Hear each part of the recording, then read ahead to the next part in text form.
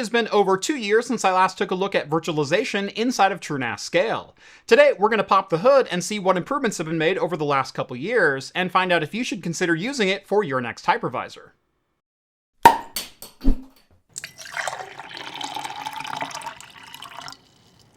Alright everyone, our customers have spoken. I'm hearing they're no longer satisfied with normal intelligence. So instead, we need to jump right onto the next big thing, and that of course is... Artificial intelligence? What? No, everyone uses AI. We need something bigger, something better. We need to jump straight to ludicrous intelligence. What if we just used actual intelligence and went with Vultr? We can run our services in the cloud. They've got options for virtualized or bare metal instances, even HPC or GPU compute for AI accelerated workloads. What about storage? Yep, SSD-backed object and block storage plans. Easy deployments? Over 100 one-click installs for common services. Well then, what are we all standing around here for? Well, I did say this meeting probably could have been an email. Vultr is the everywhere cloud, with 32 locations worldwide, allowing you to host apps and services no matter where you or your customers live. And with more than 100 one-click installers, you'll be able to get your OS and services up and running in no time. From managed WordPress solutions, to gaming hosts, and even full NVIDIA GPU stacks for AI-driven businesses, all without the cost or complexity of hyperscalers. Visit vultr.com/craft and get a $300 credit to your account just for signing up.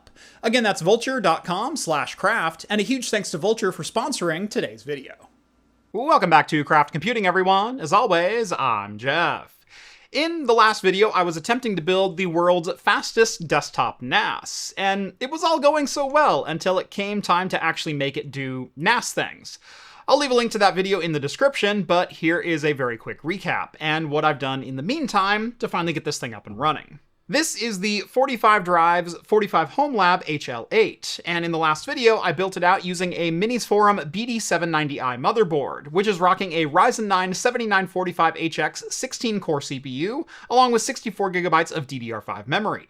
The goal is to create one of the fastest VM hosts possible, and I'd say as far as compute goes, it was definitely mission accomplished. The 7945HX is an absolute beast of a CPU, with multi-threaded performance besting 32-core CPUs that are less than a couple years old, all while drawing only about 75 watts of power. The Achilles heel of this project was down to drive connectivity. The HL8 has 8 drive bays, and the BD790i has exactly 0 SATA or SAS ports, so an HBA is required. The motherboard does have a PCI Express slot, and adding in a basic LSI controller would be no big deal, except for the fact that I wanted to use that slot for a graphics card for video encoding work. Now there are SATA controllers based around M.2 cards, and that's when I stumbled onto this, the IOCrest IO M2 F588-8i, which has a full 8 SATA ports and is absolutely perfect for what I'm trying to do here. Except, shockingly enough, that board was too fragile for the massive 8087 connectors it has sticking out the top of it, and died basically immediately upon installing it. Now, some people in that last video pointed out that the instructions tell you to install the 8087 cables and then install the card into your motherboard's M.2 slot. But if I'm being honest, I don't think the card was going to survive long no matter what order I plugged things in. The 8087 cables have so much leverage over the PCB that damaging it is basically guaranteed. So without this guy, the project was kind of dead in the water. I needed an HBA in an M.2 form factor with room enough left over for a boot drive. That's when I realized I had kind of tried to outsmart the room. See, 45 Drives had already tested and validated an M.2 SATA HBA that they were using on their fully built systems, though the card had just 5 SATA ports on board. While 5 is less than 8 and the HL8 needs 8 ports, there was no reason I couldn't simply buy a second 5-port controller, giving me a total of 10 SATA ports, with 2 spare ports for boot disks. So this is the Silverstone ECS07, a 5-port SATA HBA for M.2 slots, and maybe the folks over at 45 Drives had the right idea using it all along. It's using a J-Micron JMB585 SATA controller, which is essentially a 2-port 6GB per second SATA host multiplexed out to 5 drives. It has a throughput of about 1700 megabytes per second, which should be more than enough for the 4 disks attached to each controller. With my most recent, well duh moment out of the way, I set about getting TrueNAS installed. As a reminder, inside of the HL8 we have 8 Seagate Exos X22 20TB drives installed, and I'll be using a single 60GB SATA drive for a boot disk. Right now, it's just kind of chilling here next to the motherboard tray. But if I like this solution, I'll eventually print out a 2.5-inch SSD mount and bolt it up to the side of the drive cage. Now note, I'm going to have to modify my HL8 to make that work, as this is a pre-production, late-stage prototype. The final version will actually come with a mounting point for adding a 2.5-inch cage in that location, though. Now, the purpose of this build was to be an all-in-one storage and VM server for home lab or small business use. I've done quite a few all-in-one storage and VM server builds before. Most of the time, my preferred solution is to run Proxmox as a VM host and pass through a storage controller to a TrueNAS VM. And one time, I even did a Windows Hyper-V all-in-one solution, which was the style at the time. But for this server, I wanted to switch things up a bit and try running TrueNAS as the host OS. This way, there's no storage controller to pass through, and the bulk of the memory in the server can be used for ZFS rather than allocating 32 gigabytes and calling it a day. TrueNAS Scale is based on KVM, and much like Proxmox, also supports PCI Express pass-through, so I can still pass through the GPU for hardware video encoding, or any other card that I might want to use in here for that matter. I last looked at virtualization inside TrueNAS Scale a little over 2 years ago, and while I was fairly happy with the features that were there, it was also pretty lacking when compared to dedicated VM hosts like Proxmox, XCP-NG, ESXi, and Hyper-V. Features like ballooning memory support hadn't been implemented at the time, and I noted that there was a distinct lack of polish around the management interface. Things that felt intuitive in other hypervisors were simply more difficult or straight up missing in TrueNAS Scale. But overall, I was pretty excited for the direction of the project. Fast forward to today, and I wanted to see how far TrueNAS Scale has come with its virtualization backend. With more than 2 years under their belt, is it finally ready to compete with existing hypervisors? Well, let's find out. We'll start by simply spinning up a VM and just seeing what we have to work with. Now, before you begin, you'll need to have a storage pool configured in TrueNAS, as you'll need somewhere to store your virtual machine disks. My pool is an existing 7-disk RAID Z2 array, and I created a new dataset called CCVM. As a quick spoiler, I would recommend at least a pair of NVMe drives if you plan on running VMs inside of TrueNAS, as storage speed was one of the most disappointing things that I ran into during testing. But we'll talk more about that later. With a place to store your virtual disks, we can build out our first VM. Inside the Virtualization tab, click on the Add button in the top right of the window, and we can get started. Step 1 is basic information about the type of VM that you'll be creating. Here we'll define the guest OS, be it Windows, Linux, or even BSD, and then give the VM a name. In my case, we'll start out with a Windows VM, name it CCWinTest, and then I'm going to uncheck Start on Boot, as this isn't exactly going to be a critical service. You'll also need to set up a password for the Virtual Console. This protects the virtual VNC driver and requires you to enter a password to access the display of your VM. I'll also have more thoughts on this one shortly. Next up, we come to step 2, which is CPU and memory configuration. The CPU configuration is pretty robust, allowing you to set up a VM with a custom number of CPU sockets, define the number of cores per CPU, as well as the number of threads per CPU core. For this VM, I'm going to set up a single CPU with 4 cores and 8 total threads. Here, you can also define your CPU affinity, that is, which specific CPU cores and threads you'll be using on this VM. This is especially helpful if you have a CPU with multiple NUMA nodes and you want to avoid any memory latency issues inside of your VM. Now, one feature that's finally been added to TrueNAS virtualization is memory ballooning, or dynamic memory allocation. When configuring a VM, you basically provide a pool of memory for the VM to access. Previously, if you allocate 8 GB of RAM to a VM, any VM inside of TrueNAS would simply carve out 8 GB and hoard it like smog inside of a mountain, whether the software running inside of the VM needed to use 8 GB or not. Dynamic memory allows you to give the VM access to a larger pool of memory, again, let's say 8 GB in total, but you can also set a minimum allocation, and the VM can dynamically grab what it needs. However, do be careful about over-provisioning memory. While you can pretty safely over-provision CPU threads when configuring VMs, over-provisioning system memory can lead to stability issues with virtual machines or even your host OS in some circumstances. The rest of the setup wizard is all pretty much standard fare for virtualization environments. Set up a virtual disk and networking, mount an ISO for your install media, and then step 6 even allows you to add a GPU for GPU pass-through. And we'll get to that in a minute. But once your VM is ready to go, we can go ahead and get started. As I've stated before, VMs inside of TrueNAS work pretty much exactly as you'd expect. They start, they run, and performance is pretty solid. If you watched the last video where I ran this Ryzen 7945HX CPU through Cinebench R15, it was the 6th fastest CPU that I've ever tested in multi-threaded performance. Here in a virtualized instance, I went ahead and gave a VM 16 threads instead of 32, and it still came in 12th, so performance is still fantastic. Well, at least compute performance was pretty great. What wasn't great is storage performance. Now, over the years, I've had some great success with storing virtual disks on spinning arrays just like this, including using TrueNAS as a backend. And while straight-up sequential testing showed an excess of 5 gigabytes per second, random reads and writes were less than stellar here. While throughput tested fine in basically every metric, latency and system responsiveness was a bit of an issue. While a decent NVMe drive has a latency of around 0.03 milliseconds, our virtual Windows disk running on a 7-disk array tested out with an average of 10 milliseconds of access latency, or roughly 500 times slower for every drive operation. Even with spinning disks, that's a pretty big letdown. I also experienced a surprising amount of instability, both inside the Windows VM and in regard to TrueNAS and Spice, the VNC Virtual Console.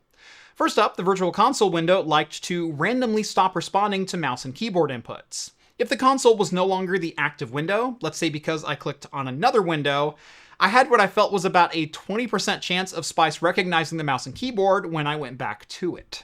This meant that every time I needed to take a note, or look up a document, or browse local storage, if I went back to the Virtual Console, I had to close it and reopen the window every time for it to work again. Every time you open Spice, you also need to enter the password to access the VNC session. And this is one of the most confounding things I've seen in quite a while. The password dialog isn't obfuscated. It displays your password in plain text as you're typing. That feels like an inexcusable oversight in 2004, let alone 2024. Speaking of the Spice VNC password, it gets weirder, and I also uncovered more bugs in the process. When configuring your VM for the first time in the wizard, Step 6 gives you the option to pass through a GPU to your new virtual machine. Now, before you even get to this point, you need to configure your GPU for pass-through by going to System Settings, Advanced, and then clicking on Isolated GPU Devices, and adding your GPU from the pull-down list, and then rebooting TrueNAS for the changes to take effect. In my case, I had already added the Intel A310 and should have been good to go. If you try and configure pass-through at this phase, the wizard will simply generate an error and will create your VM without the GPU attached. But it also won't exit the wizard cleanly. If you click on Create VM again, it will tell you that a VM with that name already exists. If you cancel out of the creation, it'll take you back to the virtualization main screen, and you'll have a new VM without a GPU. However, because you also tried to pass through a GPU, it will not create your VM with a virtual display driver, so you won't have VNC access by default either. To actually use the VM, you'll need to add a virtual display device. So click on the VM, click on Devices, and then add a display. When adding a virtual display, you'll need to set up a password for the Virtual Console. Unlike the wizard, though, you're now limited to a password of just 8 characters. From the VM wizard, there doesn't seem to be any character limits, as I've tested VMs with a couple of my standard internal passwords, and those are 9 and 16 characters long each, and they both worked without any issue. But back to GPU pass-through. Through the devices screen, you can add a GPU for pass-through, and I was able to pass the A310 over to a VM. The process, though, it seems is simply broken from the VM creation wizard. That seems like something that should be fixed, especially if it is one of the main 6 steps of creating a VM. It's literally there as like one of the prime options that you can choose during the wizard. And it's just straight up broken. But here's some more funkiness. I was planning on testing out the A310 in Ubuntu Server 24.04 with a Plex install, but I never made it far enough. While the A310 did show up in my Ubuntu VM, and it did have the proper kernel drivers installed even, the VM was entirely unstable, and I experienced multiple crashes. Once during the OS install, and a couple more times while running basic apt package updates. Sometimes the VM would completely power down, but at least once it locked up and refused to respond to any inputs through the console, and required me to force stop it from the VM control panel. After those crashes, the A310 would also not release back to the host system, so if I wanted to use the GPU in the VM, I had to reboot TrueNAS altogether to free it up again. I think it's pretty safe to say that on this channel, one of the things that I've repeated most often is I'm not a fan of any single OS or any single method of doing something. I'm not a Windows guy, or a Linux guy, or a Mac guy. I'm not a believer that any single process is the best for all scenarios or all people. Different use cases often require different solutions, and what I use may not be the best option for everyone, and vice versa. I wanted to check out TrueNAS Scale and see how virtualization support had evolved over the last 2 years since the initial switch from BSD to Debian and KVM on the back end. My initial look 2 years ago, I was critical of some of the missing features like memory ballooning and limited networking support, but overall encouraged by what I was seeing on that front. Fast forward to today though, and I'm looking at this as a project that has had 2 years to develop a management front end and add in missing features standard to most KVM deployments. And I'm just not seeing much progress. If anything, I'm seeing a bit of a regression in usability, as issues with the Spice Virtual Console make management more difficult than it should be. Inconsistencies and bugs in the wizard mean I can't reliably and repeatedly create VMs with strict frameworks or rules. A lack of advanced networking features like VLAN support still means that I can't deploy VMs in enterprise environments. Even oversights in little things like password obfuscation in the Spice console make me question checks and balances on the dev team altogether. I don't like being overly negative, but it feels like the majority of these issues should have been worked out early in the development cycle. But here we are, 2 years later, and TrueNAS Scale's virtualization stack remains a solution that I just can't recommend outside of the most remedial of use cases. It can run a VM, but honestly, you'd be better off running just about any other VM host on the market. I guess I'm kind of a Proxmox guy at this point, but I'm also not. I'm definitely not an ESXi or an XCP-NG guy. I'm not a TrueNAS guy or even a Hyper-V or a Windows guy. Every solution has its niche and has unique problems that it can solve better than any other product on the market, even in use cases that overlap with one another. While TrueNAS is still a great NAS solution, I also can't recommend it as a one-stop solution if you have any virtualization needs inside of your organization. Now, I was obviously hoping for a better result here. Like I said earlier in this video, my usual solution for an all-in-one storage and virtualization server is to run Proxmox as the hypervisor and pass through a storage controller to a TrueNAS VM. If you run a Windows-based business, I've also done similar solutions with Hyper-V, running entirely Microsoft VMs. But with Proxmox as the host, there's always a couple things that I wish were a little bit better with that situation. TrueNAS loves RAM, like as much RAM as you can give it. And running TrueNAS inside of a VM means you're going to have a hard cap on what ZFS can use for cache space.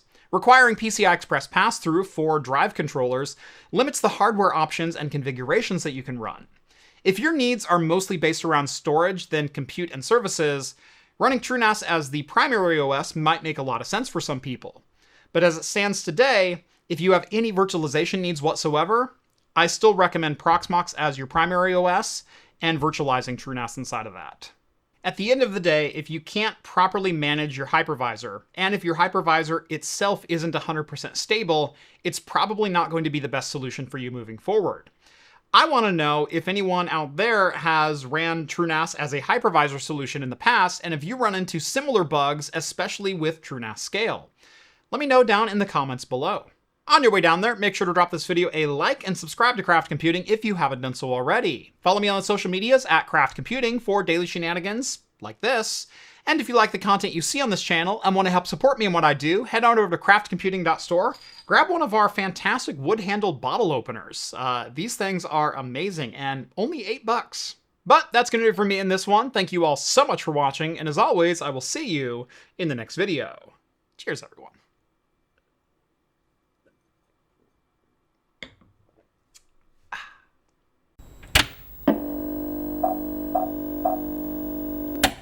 Beer for today, I think, came from Alice. So, Alice, thank you very much. This is Trooper Original, created by Iron Maiden from Robinson Brewery, circa 1838. We don't have many things that old around here, but I don't think Iron Maiden was around then either. Anyway, this is brewed in Cheshire, England, clocking in at 4.7%. Onward, onward, rode the 600. The charge of the Light Brigade, which inspired the Iron Maiden song The Trooper, took place at the Battle of Balaclava in 1854 during the Crimean War, when 600 British cavalry courageously charged the massed Russian artillery. I don't think there's any other way to put this. That is a very British-looking beer. This is interesting. It's hop forward and malt forward all at the same time. It's not overly complex. The flavor doesn't change as you're drinking it. It's a very straightforward British lager. This one's definitely interesting. It's just a British lager, 4.7%. When it was cold, it was this wonderful balance of, like, it's kind of hoppy and it's kind of malty. As it's warmed up a little bit, it's flowed a little bit more into that brown ale, malty-centric beer. There's still a little bit of hop flavor. Nothing like you find in any American IPA or even just an American pale for that matter. But overall pretty well balanced. A really, really solid, drinkable, be more than happy to down one of these at a pub kind of beer. You know what I want with this though? I want some tacos. This is a phenomenal Taco Tuesday beer. I would be more than happy to down a couple of pints with a half a dozen or more tacos in front of me. That's where this one's really going to shine.